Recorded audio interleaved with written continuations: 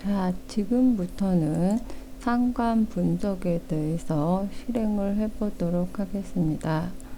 이전 시간까지는 변수에 대한 어떤 변환이라던가 기존에 있었던 변수의 코딩, 설문을 받은 거에 대한 통계 프로그램으로 코딩을 하는 거에 대한 것이었다면, 상관 분석에서부터는 어떤 통계적인 지식을 가지고 있어야지 되고요. 그 다음으로는 조사 방법론이라던가 조사를 설계하는 거에 대한 지식을 가지고 있어야지만이 제대로 된 결과를 도출하고 그 결과를 가지고 해석을 할 수가 있습니다.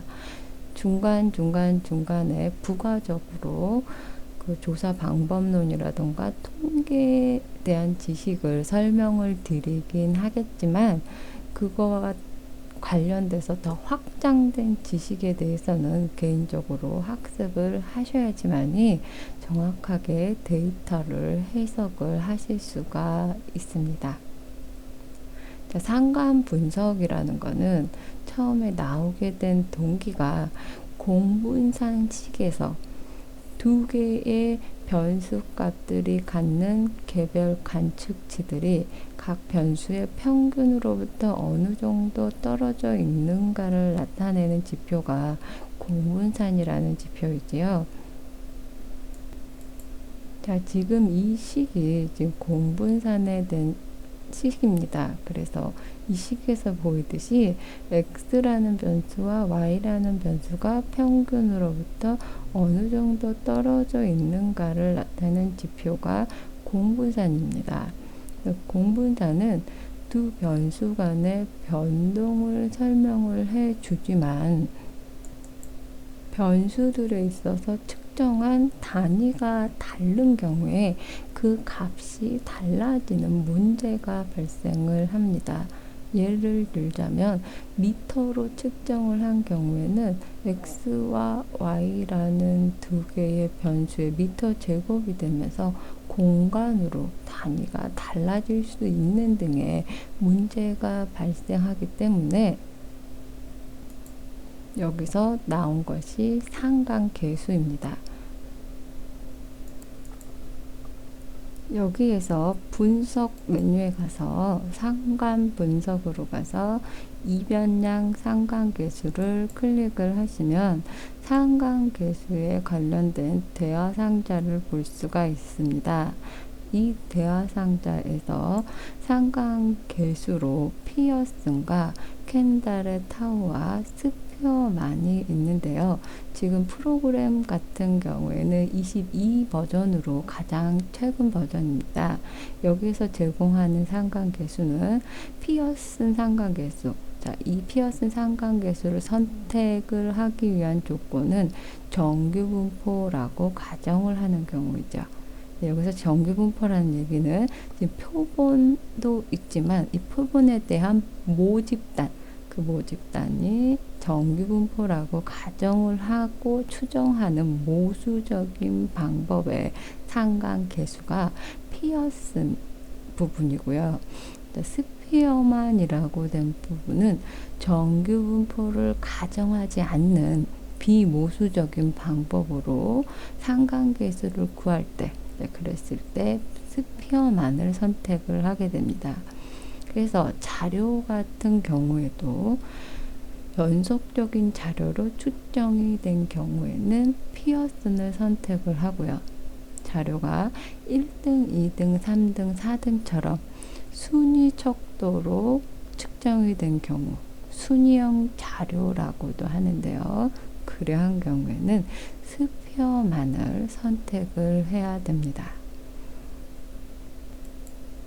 이 밑부분에 있는 유의수준 검정 부분에서 양쪽 부분과 한쪽 부분에 대한 설명을 드리기 위해서 슬라이드를 보도록 하겠습니다. 자, 지금 화면에 보이는 것처럼 이러한 분포를 가정한다는 얘기는 정규분포를 얘기를 합니다. 정규분포를 가정을 했을 때 양쪽 검정을 한다는 것은 이 지금 위에 있는 그림처럼 기강력을 양쪽에 두는 걸 갖다가 양쪽 검정이라고 합니다. 아랫부분에 있는 그림, 한쪽에 기강력을 두는 부분, 이러한 검정을 한쪽 검정이라고 합니다.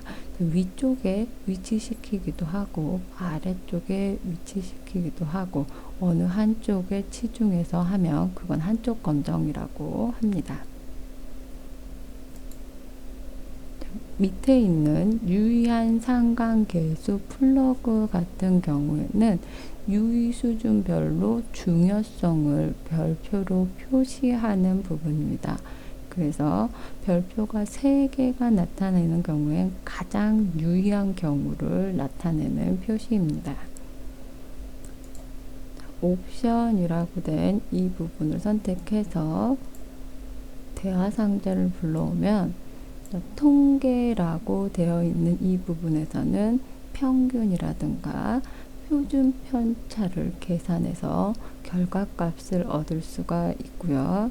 이 밑에 있는 교차곱 편차와 공분산 같은 경우에는 교차 정률 편차를 구한다거나 공분산을 계산한 값을 얻을 수가 있습니다. 이 밑에 영역 결측값이라고 된 영역에서는 대응별 결측값 제외라고 된 부분을 선택을 하게 되면 상관계수의 짝을 이루는 변수 중 2개 중에서 하나 이상의 결측치를 가지고 있으면 분석에서 제외시키는 것, 그게 대응별 결측값 제외이고요. 목록별 결측값 제외는 결측치가 있다라고 보여지면 모든 분석에서 제외시키는 방법, 그 방법이 목록별 결측값 제외입니다. 우선 대응별 결측값 제외로 위치를 시키도록 하겠습니다.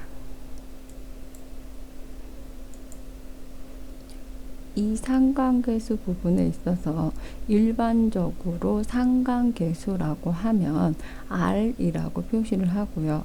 피어슨의 상관계수가 일반적인 상관계수라는 뜻입니다. 피어슨 상관계수는 두 변수 x라는 변수와 y라는 변수 둘 다 비율 척도 혹은 등간 척도 이상인 연속형 변수이어야지만이 피어슨 상관계수를 사용을 할 수가 있습니다.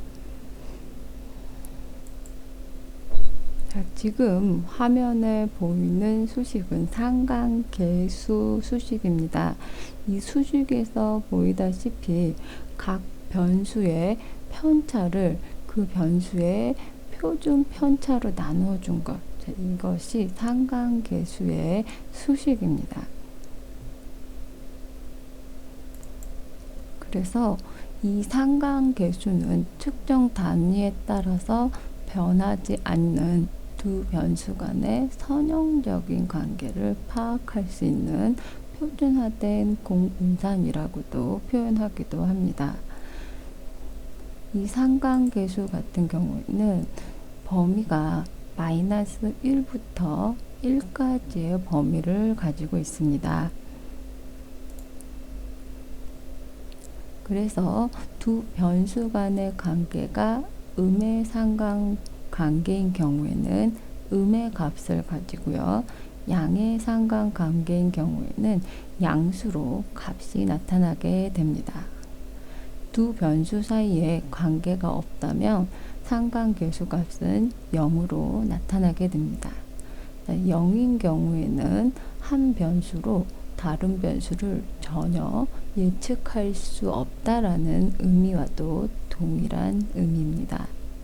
상관계수의 범위가 0에서부터 0.2 이하인 경우에는 상관이 없는 것으로 해석을 할 수 있고요. 0.6에서 0.8 정도면 상관계수가 높다로 판단을 하고 일반적으로 논문에서 사용하는 수치는 0.6 이상인 경우에 변수로서 선택을 하고 있습니다. 0.8 이상인 경우에는 두 변수 사이의 상관관계가 매우 높은 높은 관계를 가지고 있다고 해석을 합니다.